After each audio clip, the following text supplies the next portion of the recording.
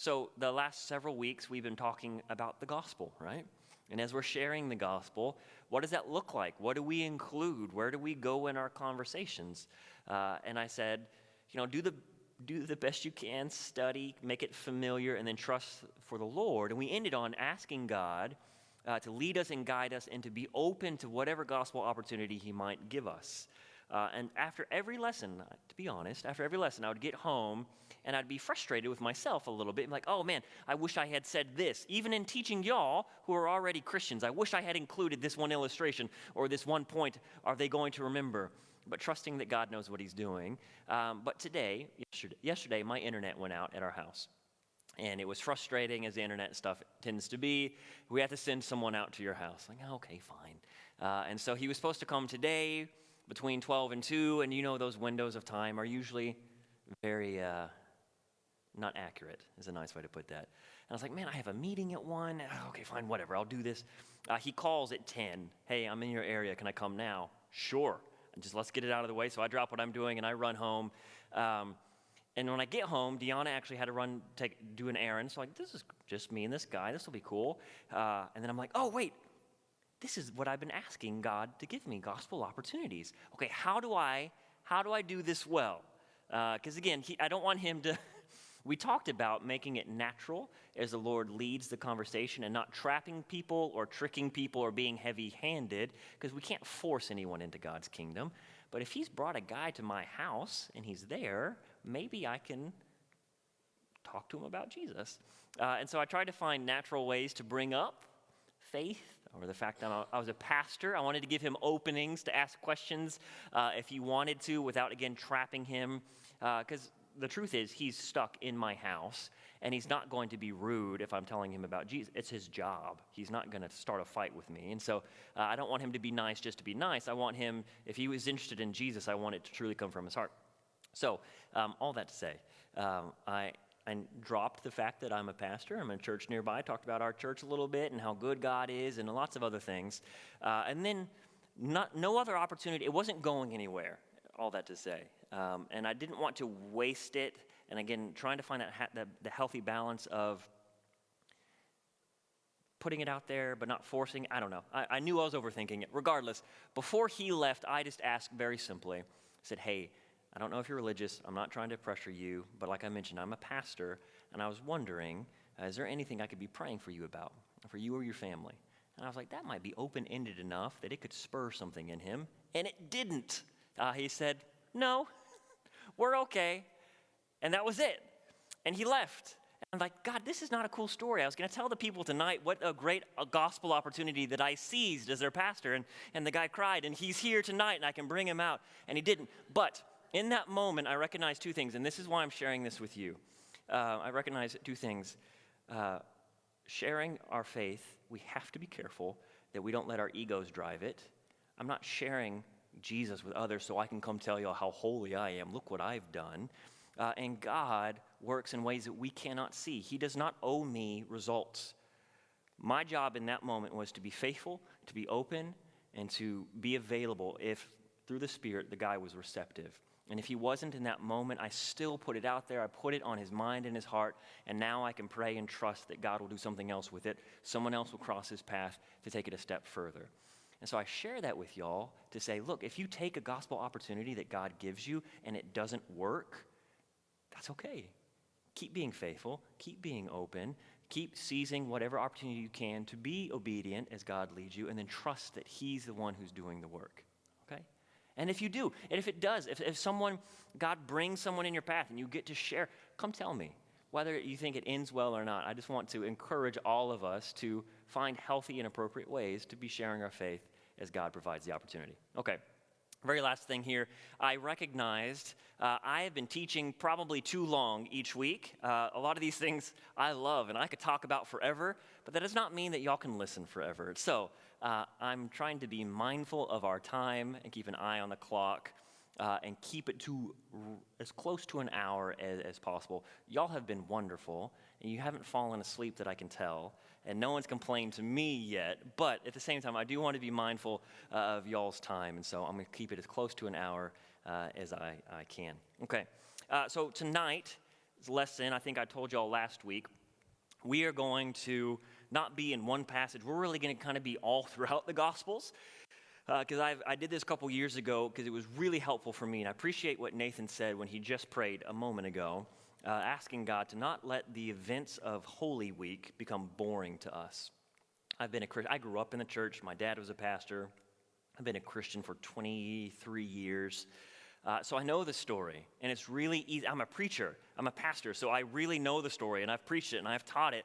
It's easy for it to become so familiar that it loses meaning. And not because the story loses meaning, but just for us, right? And so it was so helpful for me a couple years ago to map out the events of Holy Week, starting with the triumphal entry on that Sunday, leading up through the resurrection. And then mapping it out that way made it fresh to my mind, but then also helped my imagination try to really enter into the story as best I could and not just fly through it like we tend to do. So tonight, we're going to work our way through. I'm going to give us highlights of each of the main days leading up to Easter Sunday. And I have, hopefully, pictures that go with it. Yes, okay, wonderful. And I sent these to Nathan earlier, and they were all completely out of order. But he's smart, and he caught it, and he asked me, so we should be good. Before we get to this one, which you could probably already figure out, I want to mention a couple of different things. Each of the gospel authors, Matthew, Mark, Luke, and John, discuss Holy Week, but they don't all do it in the exact same way, and that's okay. I don't know if you've ever read through the different Gospels or try to compare them to each other. It can be confusing or maybe even upsetting to some folks that they don't say the exact same things in the exact same way. That shouldn't bother us. That's okay. Each of the Gospel authors, as the Spirit inspired them, had different emphases. And they arrange their material different ways on purpose, and not because they are being dishonest or because it's not true. And so that's okay. When it comes to Holy Week, the outline I'm going to give us, I'm not going to mention where these main stories are found in each of the Gospels, but just know, not every Gospel author includes everything that we're going to mention tonight. And when they do include the same material, they don't always include it in the same order either, and that's okay too. So I'm just going to give us kind of the big picture view. But before we get into that, I want us to look at, and I meant to mark it, I think it's Matthew 19. If you'll turn to Matthew 19.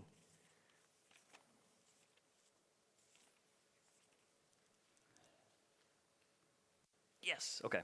Nope, so Matthew 20. That was close. Matthew 20, verses 17 through 19. And I'm going to read this for us, and then I got a really easy question. Matthew chapter 20, starting in verse 19. And as Jesus was going up to Jerusalem, he took the 12 disciples aside, and on the way he said to them, "See, we are going up to Jerusalem, and the Son of Man will be delivered over to the chief priests and scribes, and they will condemn him to death, and then they will deliver him over to the Gentiles to be mocked and flogged and crucified, and he will be raised on the third day." Period. What do you think Jesus is talking about here? Does he know what's coming next? Absolutely he does. What should that tell us about the week that's about to unfold? Jesus is not just this. He was innocent in the fact that he was guiltless, sinless, but he was not a naive bystander victim that these things happened to. And this isn't the first time in the gospel accounts where Jesus told his disciples, "Look, this is coming. I'm going to die. They're going to kill me, but I won't stay dead." And the gospel accounts don't really tell us how every time how the disciples respond, but they don't ever get it. At one point, Peter gets upset because he doesn't get it that much. He's, "Never, Jesus. I would never let you." But the reason I pointed this out is we need to remember that the events of Holy Week, the events leading up to Jesus' death, weren't an accident, weren't happenstance. They were planned, and Jesus was well aware. So if Jesus knew it before he even got to it, why did he go through with it? What was Jesus' big picture goal in his life and ministry? Who did he want to glorify? His Father. And he says as much throughout the Gospels, but especially at the end, and we'll get to that in the Garden of Gethsemane. But that's important for us to remember. So all these events that are about to unfold aren't accidental, and they don't surprise Jesus. And the way we often like to think about this is when someone is going through the same thing as everyone else, but seems to be much better at it. There's a phrase or an idea, we're playing checkers, but they're playing chess. Like they're deeper, they're wiser, they're seeing things that not everyone else sees. Jesus here, in this last week of his life, as he encounters not just his disciples, who we know were real hit or miss on whether they understood everything or not, but tried to be faithful, but especially when he comes to encounter his religious opponents, the scribes and the Pharisees and the other religious leaders, it's not accidental. I mean, he's provoking them to an extent, but he's being very intentional with what he says and what he does because he knows where it's going. They're not ever tricking him. They're not ever trapping him, though they try to. Jesus is playing chess, and not just because he's so smart and so gifted, that is part of it, but because he sees the whole board, because it's his board. He's the Son of God, and he knew that this is why he'd come, and he wasn't going to be dissuaded or discouraged from fulfilling God's will for his life, for us. Okay, so it's important for us to remember that on the front end. So, first day, we call Palm Sunday. What do you think this picture represents? The triumphal entry. I feel like I just heard a sermon about this. I can't remember. What do we learn about Jesus from the triumphal entry, if you remember from Sunday? Who is Jesus? Prophecies, Son of God. Absolutely. What else? There's a certain word or phrase I'm looking for, a certain title or position. King. Jesus is king. That's what the triumphal entry is indicating and telling and pointing and screaming. And Luke's gospel, Luke's version, calls him the king, in case we're still confused. But what kind of king was he? Do we remember? What is he riding on? Can you tell? A donkey. And why did we say that was significant? What kind of king does that indicate that he was going to be? Humble and gentle. And so he knew who he was. He knew who he was supposed to be. And the gospel writers were trying to let everybody know that as well, but people didn't necessarily see it. But Jesus is coming to town riding on a donkey. He knew what he was getting himself into. It was not an accident, and he is the king. And then on this first Sunday as well, only Luke's gospel mentions, there's a little passage in Luke 19 where Jesus sees Jerusalem. Before he fully gets there, right after this triumphal kind of procession is going on, Luke adds this detail where Jesus is weeping over Jerusalem. He's heartbroken. And these are his people, and he loves them, and he knows the hardness of so many of their hearts and how they, even though are God's people and had the blessings of God's covenant with them and the revelation of God, of himself to them through the law and through the prophets and then through Jesus himself, so many of them just did not get it. And it was going to be to their own detriment and their own demise. And so he weeps. And I think that's a beautiful detail that Luke includes because it goes perfectly with what kind of king Jesus is. He is the righteous and holy one. He is victorious, but he's never far and removed from the people that he loves, the people that he called to serve, even the people who didn't like him. So the fact that Jesus is in touch enough to weep over Jerusalem, I think, is very significant. So that's Palm Sunday. The next day, if you go to the next slide, what's going on here? Can you tell? He's in the temple, and what is he doing? He is not happy, right? Yeah, he's cleansing the temple. So this is Monday, or Holy Monday, if you will. Jesus has some very serious work ahead of him this week.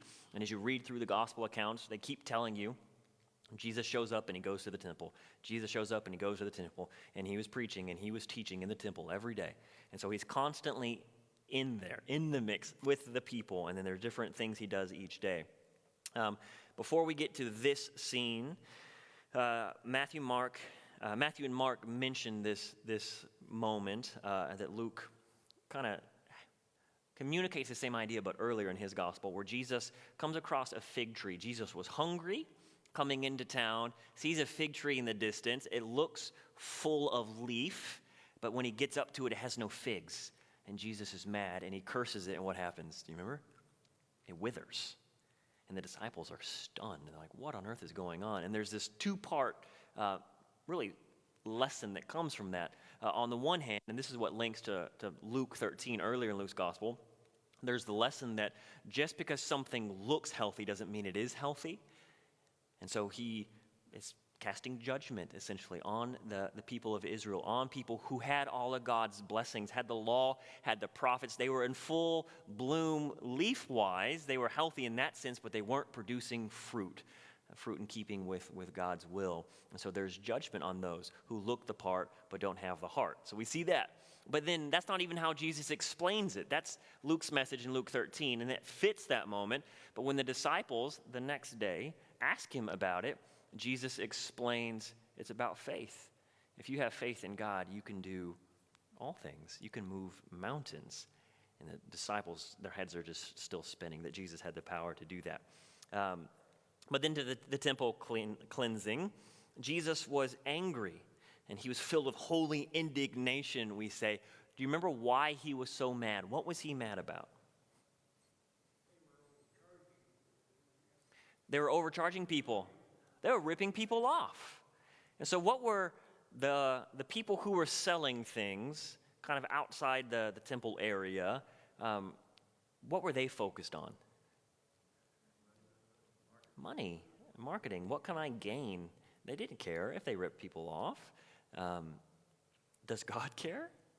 Absolutely. And so Jesus comes swooping in, and he sees injustice. He sees greed.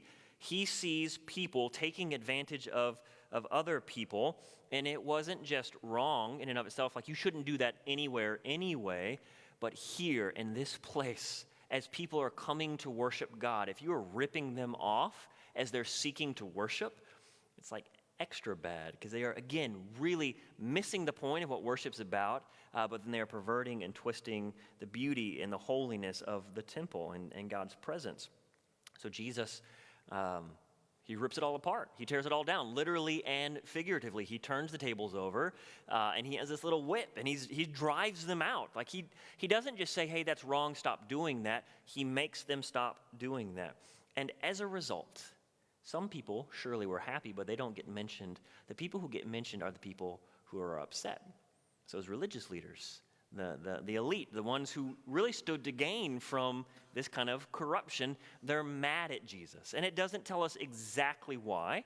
So we don't necessarily know if they were getting kickbacks from the money changing hand, or if they were embarrassed that Jesus once again showed them up, that if this was so bad and wrong, why weren't they having already called it out?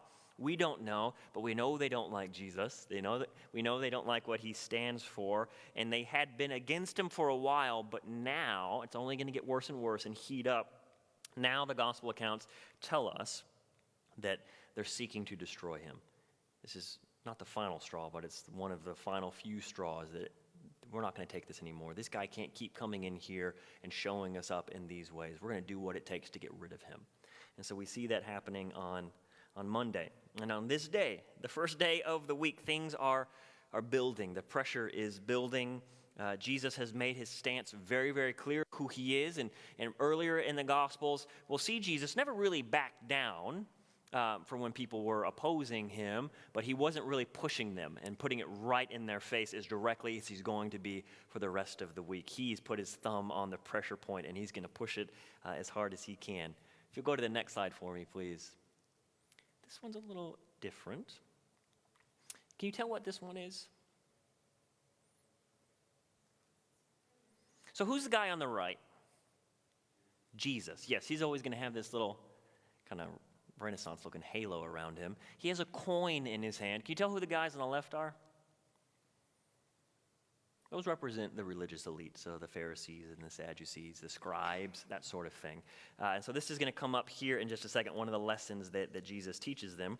But at the beginning of the day, as they're coming back into town to go to the temple so Jesus can teach some more, that's when the disciples see the fig tree withered, and Jesus explains the point of it. But when he gets into the temple, again, the religious leaders have been frustrated, and now, I don't know if they've been working all night, putting all their brains together to somehow trap him, but they confront him with four main questions, trying to discredit him or embarrass him or otherwise make him just look bad in front of the people. And they do that on four different levels. The first one, they question his authority. They question the authority of Jesus. How can you say and do these things? And instead of answering them, the way that they wanted, trying to trap him. Jesus turns it back on them and gives them parables, which is frustrating to them and embarrassing to them. He gives them the parable of the two sons, the wicked tenants, and the marriage feast. And in each of these, there are issues of judgment. There are issues of people who should have gotten it, who didn't, but leaving room for those who didn't originally get it to be included. So again, Jesus is working on deeper levels than anyone could understand at that point. But the fact of the matter is they question his authority, and he turns it around on them. Secondly, they question his allegiance, and that's specifically what this picture represents. This is when they bring him the coin, and they ask him the question about taxes. Who are you loyal to, Jesus? And again, they can't trap him. He keeps not even wiggling out of it or escaping it. The way he answers it just dumbfounds them and just amazes everyone else who is watching. And so Jesus perfectly explains paying taxes and worshiping God in a way that they don't know how to respond to. But again, the people around them are amazed. Thirdly, they have a group, the Sadducees, that come up, and they question him on the resurrection with this just ridiculous, impossible scenario. If a woman's husband dies, and she marries his brother, and then he dies and marries his brother, and on and they just craft this impossible scenario, trying to trick Jesus to answer something that they don't even believe in anyway. But Jesus doesn't fall for it, and he actually turns it back on them, using God's word, proving once again that they're missing the point that God was trying to tell them. And so they go away angry and embarrassed. And then lastly, the Pharisees come up and they ask him, what's the greatest commandment? And Jesus tells them the two great commandments. He answers them so perfectly that no one dares ask him any more questions. They've tried all these different angles, again, to discredit or embarrass or make him look bad. And not only does he not fall for it or get stuck, it gives him more of an opportunity to show that really he not just knows what he's talking about, but he is someone that we don't know what to do with. And that people are continually amazed, except for the leaders who are angry. Then from there, Jesus doesn't stop. The different Gospels give different versions or examples of Jesus continues to teach authoritatively. He foretells things to come. He speaks these really just scathing rebukes over the religious leaders. If you remember Matthew 23, I think is one. Yeah, the 7 woes. Woe to you, scribes and Pharisees. And he just, in front of everyone, we need to keep in mind this is a public scene. Jesus calls them out for their hardness of heart. For their clouded minds, for just being wicked and corrupt and missing God's call and God's truth for their lives, but then even worse than that, leading others astray too. So they're overwhelmed, they're still angry, they're frustrated, they don't know what to do with him, and we're just at Tuesday. Next slide, please. Can you tell what's going on here? Do we see Jesus in this scene? We don't. All these guys are dressed the same to indicate to us this little powwow, if you will, is called Silent Wednesday when we get to it, or Spy Wednesday. In the Gospels, Jesus himself is not recorded as doing anything or teaching anything in particular, but there's a lot of action that's going on behind the scenes. And this is when Caiaphas, the chief priest, who had already been scheming privately with others how to get rid of Jesus, has now called more meetings. What are we going to do about this guy? We've got to get rid of him. None of their previous plans had worked. None of their previous traps had ended up trapping him. And they had this really extra frustrating thing that people loved him. They love him so much, and we hate him so much. What are we going to do about this? And especially the last 2 days, as Jesus had been showing them up, it wasn't just a few people gathered around. Remember, this is the week leading up to Passover. So Jerusalem is packed with people. And they're at a boiling point. We've got to do something about it, but we don't know what to do. And then Judas shows up. And Judas has an idea for them, and we'll come back to them in just a minute. Also, during this time, Matthew's gospel and Mark's gospel mention that Mary, the sister of Martha and Lazarus, as Jesus is eating at a family's house in Bethany, she comes and she anoints his head with oil. And it was this really beautiful, dramatic display of affection and loyalty and worship. Because nowadays, we have perfume. I don't wear perfume, but I imagine. In the little spray bottles or the little spray on top, or even you just kind of pour some out, right? They didn't have those spray tops back in the day, and so if you wanted it out, you broke it, and you can't unbreak a perfume bottle. And so the fact that she did this was really this clear, beautiful moment of intentional worship and adoration of Jesus for who he is. And if you remember the story, people are upset. And Matthew's gospel says it's the disciples. I think Mark's gospel says some people. John's gospel, I believe, specifically claims, John 12 says it's Judas who is mad. And do you remember why they were mad? They thought it was a waste of money. They thought worshiping Jesus was a waste of money. Again, we can laugh, but then I look at my own life, I'm like, oh, there's so many times that I've critiqued how other people worship Jesus. Maybe I should be a little more humble here. But Jesus recognizes it, and he calls them out. Y'all are missing it. Again, you're missing it. She's seeing something that you're not seeing. There's nothing wrong with using resources to help the poor, as they were saying. But it wasn't really about that. It was about their hearts missing the point and being in the wrong place. And so Jesus tries to realign them while still affirming and encouraging what Mary had done. But he adds this extra detail. He says, she has anointed me for burial. Again, that's another hint and reminder that Jesus knows what he's doing, and he knows what's coming up. And no one else sees it yet, but he's trying to let them know, look, this is coming. So what she's doing is perfectly fitting for the week that is at hand. He's going to die. And then the Gospels give a little detail about Judas going to meet with the chief priests, how glad they were, how excited they were when he showed up, because now they had an in. Now they had a mold. Now they had someone on the inside who could finally do something about this Jesus guy. And they paid Judas, and he's more than happy to take their money. And then it says he leaves that meeting on this Wednesday looking for an opportunity to betray Jesus. All right, next slide gets us to Thursday, Holy Thursday or Maundy Thursday. What does this picture represent? The Lord's Supper. Yeah, when they're in the upper room. And just in case you were curious, because I didn't know myself today, do you know what Maundy Thursday means? Why it's called Maundy? Maundy is based on the Latin word that I can't pronounce, mandatum, or mandate, or commandment, because Jesus says, a new commandment I give to you in this scene. So that's where that comes from, which is not super important for us to remember tonight, but this scene. So Jesus, remember, they're all in Jerusalem on purpose because it's Passover, so they had gathered, and Jesus had his disciples arrange a place for them in an upper room to have this special time, this special feast together. And this one is especially important because of what's about to unfold over the next 24 to 48 hours. And so Jesus gathers them, and it's this really special, intimate time with his closest friends and followers gathered there together. In John's gospel, John 13, Jesus washes their feet. Do you remember this? Why was that significant? He was giving us an example. And what example would that be? Yeah, to serve others. Who's supposed to serve others? All of us. Because Jesus here, again, according to the Gospels from the beginning, is the king, right? So we recognize he's one of us, but he's not one of us at the same time. And I hope you know what I mean by that. But he was showing them as the leader, as the one who's the most important and most special, the one who should get special privileges. He says, no, this is what it looks like to live the way God has called us to, and we are to love and to serve one another.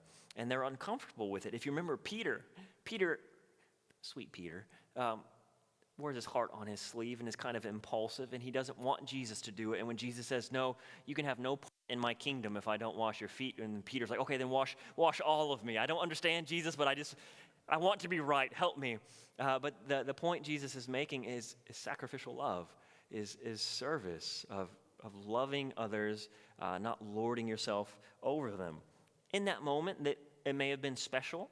I think looking back on that moment after the resurrection, I think it made so much more sense. But it's this really beautiful scene where Jesus had been teaching and telling them what it means to love and take care of one another, but now he's showing them in this really tangible way. Also, Jesus had been repeatedly alluding up to his upcoming death and resurrection. But in this moment, on this evening, he makes it even more clear. As this picture points out, Jesus institutes the Last Supper.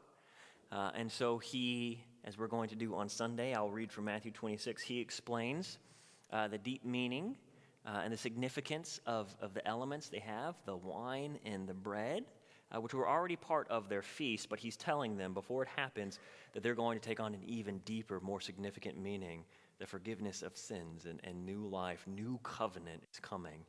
Again, in that moment, the text doesn't tell us, but we know they didn't really get what he was talking about, and I don't blame them.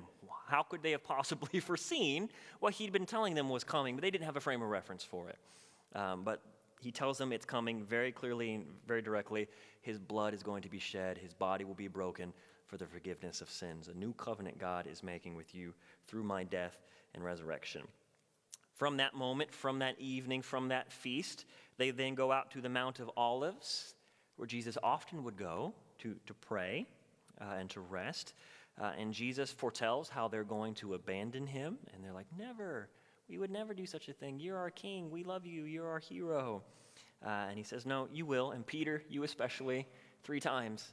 3 times, not an accident. 3 times you're going to deny you even know me. But he also tells them that the resurrection is coming. So really, as clearly as he possibly can, Jesus is telling them, I'm about to die. It's not an accident. It's not a failure. I'm not a victim. This is God's will, but he's not stopping at my death, which is an atoning sacrifice.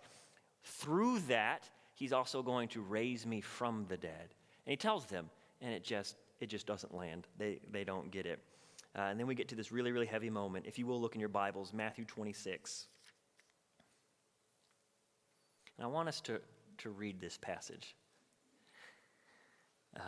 And I'll read it for us since I've got the microphone. Matthew 26, starting in verse 36. It says, Jesus then went with them to a place called Gethsemane, and he said to his disciples, sit here while I go over there a little further and pray. And then taking with him Peter and the 2 sons of Zebedee, James and John, he began to be sorrowful and troubled. And then Jesus said to these 3, my soul is very sorrowful, even to the point of death.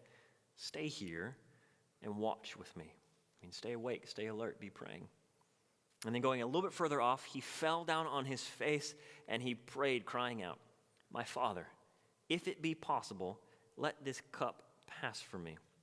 But nevertheless, not as I will, but as you will. And then Jesus came back to the disciples and he found them asleep. And he said to Peter, so could you not watch with me for just 1 hour? Watch and pray that you may not enter into temptation. For the spirit indeed is willing, but the flesh is weak. Then again, for a second time, Jesus went a little further away and he prayed, my Father, if this cannot pass unless I drink it, your will be done. And then again, he came back and he found the disciples asleep, for their eyes were heavy. So leaving them again, he went away and prayed for a 3rd time, saying the same words again. And then he came to the disciples and said to them, sleep and take your rest later on. See, the hour is at hand, and the Son of Man is betrayed into the hands of sinners. Rise, let us be going. See, my betrayer is at hand. I want to spend just a couple of moments here in this passage. And I know we've probably read or heard this passage taught on or preached or just read through ourselves. What stands out to you? There's no wrong answers here. What stands out to you about this scene here in Gethsemane? Didn't get it. The disciples? Okay. What else stands out?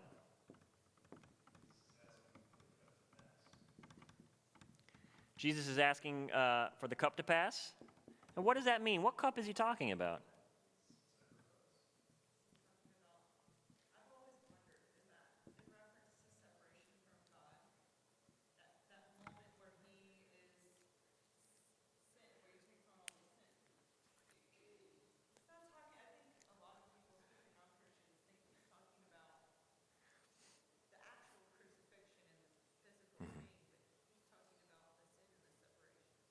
So let me, yes, and yes.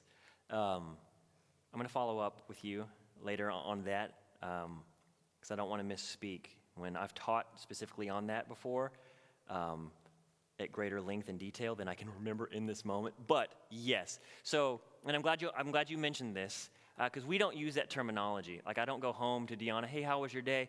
Well, my cup was too heavy for me to drink. And she'd be like, what? You're so weird. And so that's not language that we do. But we do sometimes, actually, I take that back, and this may be a Christian culture kind of thing, or maybe my family's just really weird growing up. I'm realizing things in front of you. But sometimes we can say, when we're really excited and things are going well, my cup overfloweth. Just so many good things are happening in my life. So we kind of use some cup imagery, but for the most part, this doesn't necessarily make sense. So there are definitely layers to this scene, more than we can unpack tonight in this moment. But this cup, there's a lot going into it, because we know Jesus, from the very beginning, and the Gospels are so abundantly clear and continually confirm and affirm as much as they can, Jesus never did anything on accident. He was always consulting with and communing with God the Father to know his will and do his will. He at no point ever shirked the will of God, right? So Jesus isn't being lazy here, but he is getting into a more physically painful awareness and anxiety, you might say dread, of what's coming. He's not going to avoid it, but he's not acting like it's just going to be roses that he's going to float through either. But I think part of this is somewhat Old Testament imagery of the cup of God's wrath that he can fill up and pour out when it gets to a point. And so there's some of that there, God's holy and righteous wrath that's going to rightfully come down on him because of sin as he's stepping into this sacrificial role. So there's that element as well. He's having an increasing sense, too, and this is hard, so I don't want to overplay it tonight. It's hard for us to wrap our minds around, because this gets into like Trinitarian thought of like the three and the one, but they're distinct, but they're united. But anyway, Jesus, for eternity past, Jesus, God the Father, God the Son, God the Holy Spirit, for eternity past, have always been together and have always been one. But now, for the first time, some scholars explain, he's not truly disconnected, because he can't be disconnected from God as God himself, but he's moving into a moment where he's sensing the separation, feeling that chasm, where God removes his presence in a way from him, and that direct kind of access and communion and connection and communication that he'd had. Even though we know God is not suddenly vanished, or Jesus, he's not like a superhero who suddenly lost his powers. So it's not that, but it's this really complicated, heavy moment and really complicated, heavy imagery. And the reason I even bring that up, not to confuse us any, but I love this passage because we will never fully understand the weight and the heaviness of this moment, but even in this moment and the weight of a heaviness that Jesus up to this point had not experienced before, what is his focus? He's honest, he's open, he's in pain. It's only going to get worse from here, but what's his focus? God's will, still, in the midst of this. And I love it. It is so raw and vulnerable, but so focused. And I've found so much encouragement in my own life in heavy, painful moments where it feels like God has abandoned me or left me, knowing that he hasn't, but knowing I have a friend in Jesus who understands, but who keeps me focused. But God, no matter what, whether I see it or understand it or not, I know you're good, and I know your will is right. Help me. Help me. Your will be done. And so Jesus does it. He does not avoid what God had for him, as awful as it was going to be in so many ways. Okay, so Jesus is praying, and then that moment that he said was going to come is coming. And I had us read this passage as well, because Jesus finishes his moment. He's confirmed in his obedience, no matter what comes, come what may, I'm going to obey, and I'm going to honor God's will for my life. And then he steps up and he says, all right, it's time. And they're like, they'd been asleep. They're like, time for what? He said, it's time. And his betrayer shows up. And this is such an interesting moment. So now we're kind of transitioning from Holy Maundy Thursday, which had gone late into the night. So to give the disciples a bit of a break, I today knowing what I know on this side of the cross, I still miss it. So I give them a lot of grace for not getting it. But it was late. They had feasted that evening. They had had food and wine. And so I understand why they would have been tired and sleeping in a beautiful, comfortable garden. So I want to give them that break. But Jesus wakes them up, and again, is not the victim. He's fully in charge of this whole scene. But then I want us to see, too, that Jesus is betrayed. Can you imagine the moment as Judas walks up to him, and Jesus knows exactly what he's doing, and the text does not tell us what Judas was thinking or feeling in that moment, if he was smug, if he tried to play it cool as if nothing was going on, but he had, armed guards and stuff with him, right? There's no secret what was going on, but it's this really fascinating moment where the King of the universe, who Scripture tells us wasn't just there in the beginning, this is John 1 kind of stuff, but like created everything. Judas wouldn't exist outside of Jesus creating him. His mouth wouldn't work outside of Jesus letting it work. Comes up and betrays him with a kiss. Again, we have this stunning moment, and just like if we just pause long enough, don't read through it too fast, where the almighty, glorious King of the universe is allowing these things to happen to him because he has a bigger goal in mind. And it's stunning. It's stunningly beautiful. If you will go to the next slide. So this moves us before we get to this exact scene, and I know you know what this one is about. Jesus is betrayed. He's arrested there in the garden. The Jewish religious leaders hold this sham trial full of trumped up charges. They mock Jesus throughout it. They beat him up. They rough him up. Peter does what exactly Jesus said he would do, but that he said he would never do, and he denies even knowing Jesus 3 times. They deliver Jesus over to Pilate, and then he goes over to Herod. They send him back to Pilate. And so again, this is all throughout the night. He has not slept. He's been roughed up and beat up, and they're just dragging him all throughout the city to different places, back and forth. Frustrated with him, beating him up as he goes. They send him back to Pilate. Pilate declares Jesus innocent, but by this point it's early enough. People are awake and aware of what's going on, and in an effort to appease the crowds, in an effort to play politics and to save his own hide, he said, "Who do you want? They want Jesus or Barabbas?" And we know who they cried out for. They want Barabbas. Well, then what should I do with this man who I know is innocent? We don't care. Crucify him. And they're like, that's what we do well as Romans. And so they do. Jesus is tortured. He's mocked. Ultimately, he's led outside the town, and he's strung up on the cross like a common criminal, put on display in a really dramatic expression of so many things, of Roman power and oppression, which is a good representation of just earthly human power and the things that we do to each other.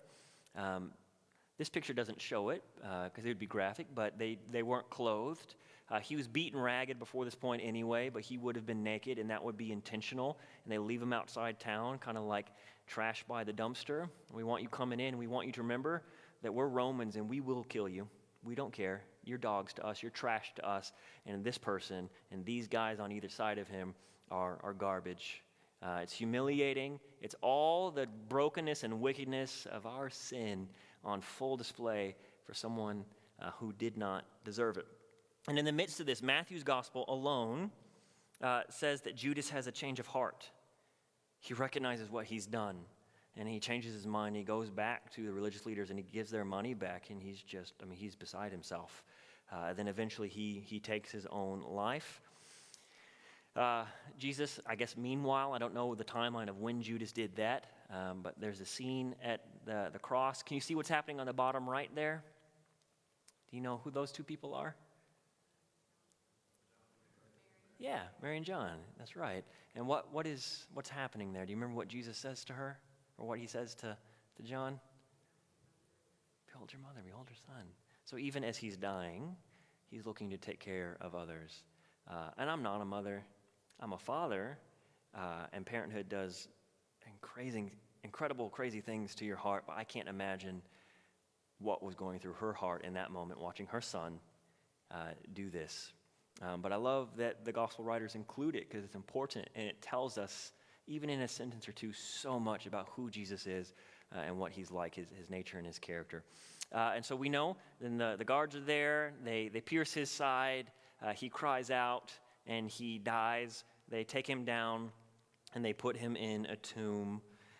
And Friday comes to this brutal, bloody, devastating end. If you go to the next slide, we're almost done. What is this picture?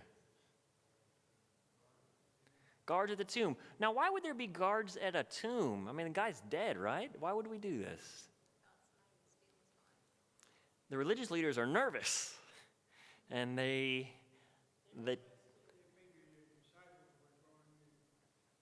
It wasn't good enough that we finally got him killed. We want to make sure that he, as a dead man, can't become a martyr. Because we know throughout human history that happens. We finally kill the guy, but it makes the people even more radicalized because now he's a martyr. Or maybe his disciples will be crazy enough to steal the body and then lie that he's alive and he's coming again. We can't let that happen. Who knows what might happen? So just to be safe, let's put this giant boulder that no one can take out of the way, and we'll seal the tomb. And then on top of that, we're going to put armed guards. So there's no way anyone can get there. So this day is actually called Silent Saturday because nothing happens. Jesus is in the grave, according to the gospel accounts. Nothing else is going on. The disciples are hiding, terrified, and the chief priests are nervous. Not nervous that he'll rise again because they didn't believe in him doing that. Just nervous that they would still somehow lose. Last slide. What is this? It's the empty tomb. And who's there? This is Mary. So the Gospels end with the women. The women, and we can do a whole lesson, we can do a whole series on women in the Gospel and Jesus' interaction with them. It's really, really interesting.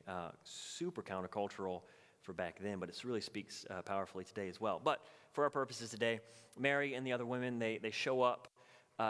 They don't show up thinking to meet him. They show up to with spices and other things to take care of the dead body, kind of like one final farewell act of taking care of him. And they discover the stone has been rolled away, and there's an angel there, and he's like, "What are you girls doing?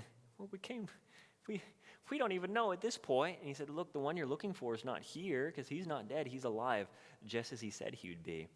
And they are just, what? And then Mary, this is in John's gospel, is beside herself, and she just does not know what to do. And she turns to the gardener, and the gardener is like, "Hey, why are you so upset?" And she says, "Well, they've taken the body of my Lord, and I don't know what to do. I mean, I came for closure, and I can't even have closure. So it wasn't bad enough that he died, but now he's gone. I don't know what to do." And in John's gospel, Jesus just says her name, and it says her eyes are opened when he says her name, and everything changes. And the women are the first heralds of the good news that our King has come. He died, but he didn't stay dead. He has risen, and nothing's ever going to be the same again. And it's not. Moving forward from there, the disciples find out, and then Jesus starts showing up, and then history just is radically different. And so we celebrate coming this Sunday, this great scene. But we recognize, and part of the reason we did this tonight, and I'll close with this, is for us to remember who is the author of this story? God is. So it's easy for us to so individualize the gospel. That's what we've been talking about, to a single event. I've been forgiven, I'm going to heaven, which is part of it. It's so easy for us to so individualize Easter that it's a single event. It's just that morning, the stone's gone and he's alive. Hooray, we win. And that's true. But I want us to see that none of this happened individually. None of this happened in a vacuum by itself. This has been all according to God's great plan, God's great design, his great story from the very beginning to create a people, to know him, to love him, to enjoy him, and to worship him. And there's nothing that can stop our God from doing what he wants to do. So even the brokenness and the darkness of sin and death and all the ways we've contributed to it and suffered from it, even the worst of the worst, God says, I can overcome. The tomb is empty. New life is here. Come. And that's our great hope. And that's why Sunday we're going to come in here and just blow the roof off this place with just praise and adoration. And then it won't stop Sunday. It'll keep going each and every morning, moving into eternity, because that's what our God is about, life. All right, let's pray. God, we thank you and we praise you for being the author that you are, for not giving up on your original plans and your original designs that were so good. We thank you for Jesus. We thank you for his life and his ministry, God, the things that he did and the things that he taught, which are still so powerful and meaningful and relevant today. We thank you for his sacrifice on the cross on our behalf to pay our penalty of sin. And God, we thank you that death couldn't keep him down. God, death could keep us down. All of us kept ramming our heads against the same dead end. We couldn't get past it. We are stuck, but you overcame, because nothing's impossible for you. So Lord, we praise you and we thank you for this great story. And we ask, as we've been doing the last several weeks, Lord, that you help us understand it more and more deeply so that we can come into a deeper sense of awe and wonder at who you are and what you do, but also a deeper sense of adoration and praise for you and worship and obedience. God, you have called us into this story, this great story that you are writing and that you are leading to a good end through Jesus Christ. And it's redeemed all of our own stories. So help us be aware of that, God. Help us be mindful as we continue throughout the rest of this week, as we think each day about Holy Week, as we gather again Friday for a Good Friday service, God, then especially come Sunday morning, that we can celebrate new and afresh, reminding ourselves and proclaiming to the world, he's not here because he has risen. Our God is alive and he's making all things new. God, we thank you for that. We love you and we praise you. Pray all these things in your name. Amen.